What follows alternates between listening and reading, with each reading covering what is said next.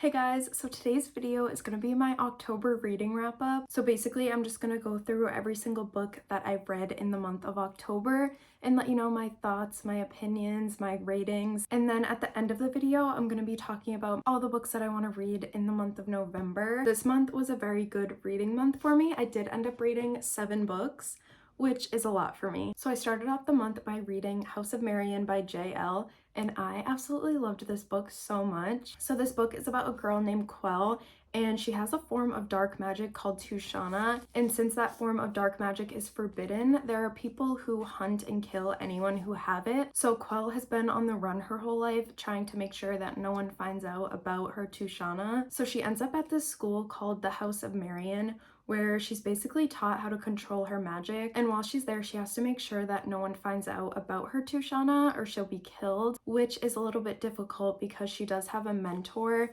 named Jordan who is training to become one of those people who kills anyone with Tushana. So there's a little bit of a romance subplot as well, which I absolutely loved. It reminded me so much of the show Fate the Winx Saga on Netflix. While I was reading this, I was just picturing the setting of the school in that show, and it's just so magical. I loved it so much. I did go ahead and rate this book a 5 stars because I did get that 5-star feeling while reading it. This book is actually the first in a trilogy, which I'm so excited about, but this book did just come out, so we're probably not going to get the second book for a while, but as soon as that comes out, I'm reading it right away. I just want to be immersed into this world again because I absolutely loved it. Next, I went ahead and read Love in Other Words by Christina Lauren. This cover is so adorable. I love it. As for the inside of the book though, I did not love it that much. I think it was because I went into this book with very high expectations because I've heard such great things about it. So many of the booktubers that I watch say that this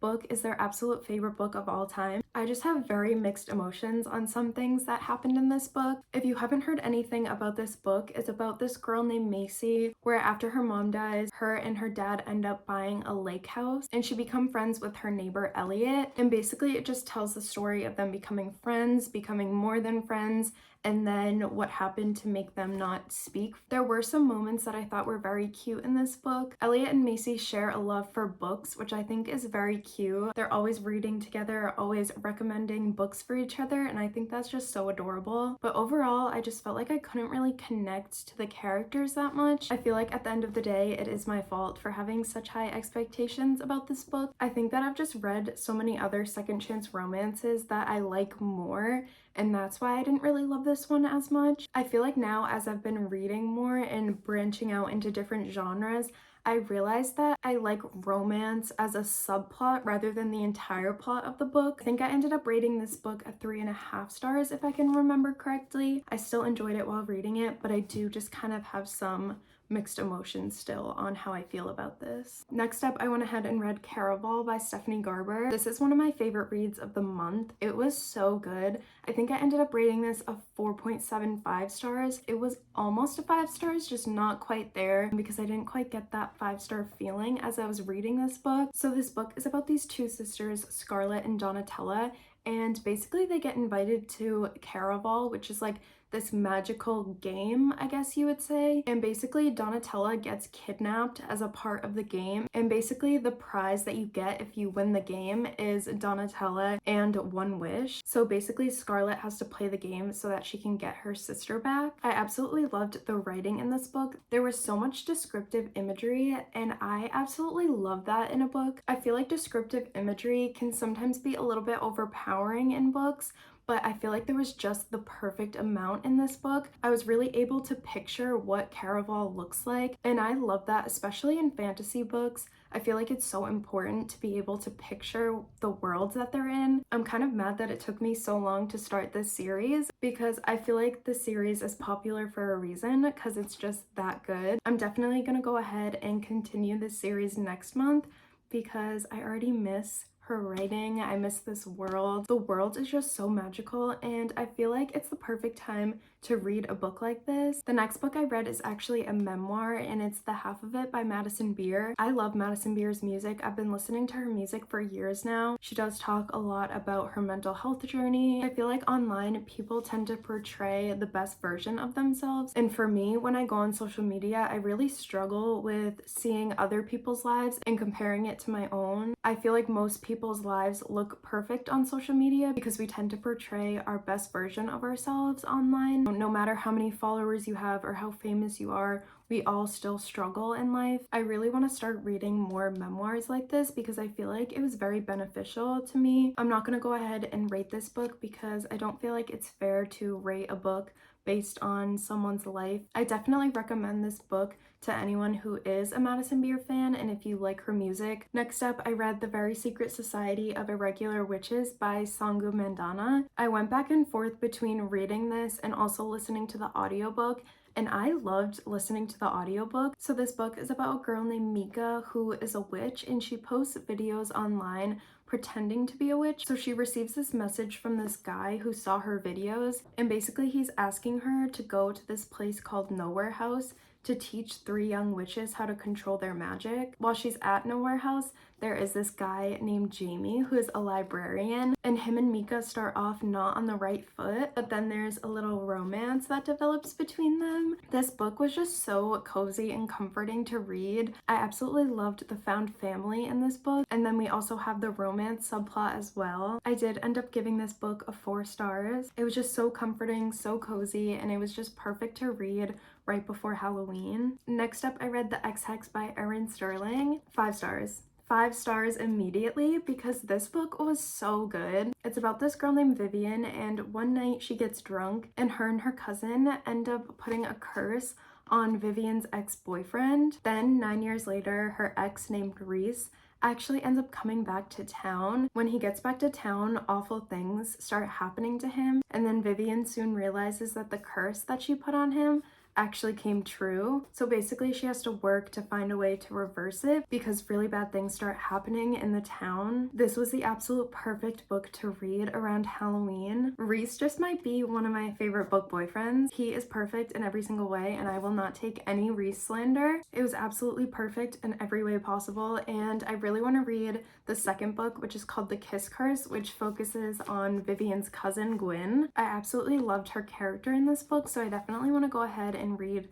The Kiss Curse sometime soon. And last but not least, I ended the month by rereading The Hunger Games. As many of you probably know, the new Hunger Games movie, The Ballad of Songbirds and Snakes, comes out this month. So I wanted to reread the Hunger Games trilogy and then that book before I see the movie. I read some of it and then I listened to the audiobook mostly because not that I don't have to pay attention, but I've already read this, like I said, and I've seen the movies so many times that I know the plot, I know what's gonna happen, but I just wanted to reread it before I read the new book. I think I ended up giving this a 4 stars. I literally remember going to the Scholastic book fairs at school and buying these books to read, so it's just very nostalgic for me. So these are all the books that I read in October. Like I said in the beginning, I read 7 books this month, which is a very good reading month for me. I think this is the most that I've ever read in a month before, so I'm very proud of myself. I feel like I've not only been reading so much recently, but I've been really enjoying all the books that I've been picking up. So I want to keep this momentum going for November. So now I'm going to go ahead and show you guys some books that are on my November TBR. This isn't a set list of books that I'm 100% guaranteed to read this month. They're more just books that I have on my radar, but I don't know if I'm going to get to all of these in November. I'm going to try my best to, but I'm also not going to be too hard on myself if I don't get through all of them. So starting off, I want to finish the Hunger Games series by rereading Catching Fire, Mockingjay, which I don't know where my copy of Mockingjay went, so I'm probably gonna have to pick up another copy of that. And then of course I want to read The Hunger Games, The Ballad of Songbirds and Snakes. Hopefully I'll get to this before I see the movie. If not, it's not the end of the world. Next up, we have a very highly anticipated book. I want to read this because the second book comes out this month, and that is the one and only Fourth Wing by Rebecca Yarros. This book is so hyped up and I just feel out of the loop. I feel like everyone and their mother has read this book, book except for me. So I think I'm gonna start off this month by reading this book because the second book, Iron Flame, comes out on the 7th. So I want to go ahead and try to finish this. That way I can read Iron Flame right when that comes out. I did actually go ahead and pre-order the holiday cover of this. I love that cover so much. I feel like it matches Iron Flame so much better. So both the holiday cover of Fourth Wing and Iron Flame are supposed to arrive on the 7th. I'm just hoping that I enjoy this book as much as everyone else does. Sometimes I get scared when books are so hyped up because I'm scared that I'm not gonna like it as much as everyone else, but I don't know, I have a good feeling about this one. This is just over 500 pages, which is kind of a thick book, so I'm gonna try my best to read this in the next few days. So I'm just gonna have no life for the next few days while I read this. The next book that I want to read is the first book in another very hyped up fantasy series, and that is The One and Only, A Court of Thorn and Roses by Sarah J. Maas. I bought the entire series over a year ago and I still have yet to start it because it's very intimidating to me for some reason. Like I was saying with Fourth Wing, I always get scared to read books that are so hyped up